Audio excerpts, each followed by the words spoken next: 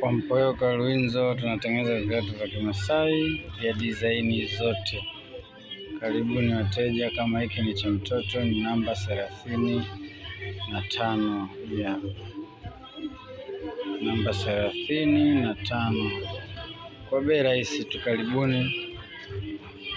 Karibuni tena, karibuni sana wateja wa Instagram, TikTok, Facebook, YouTube. Karibuni katika mitandao ya kijamii. Karibuni sana, mniunge mkono ndugu zanguni, na waomba.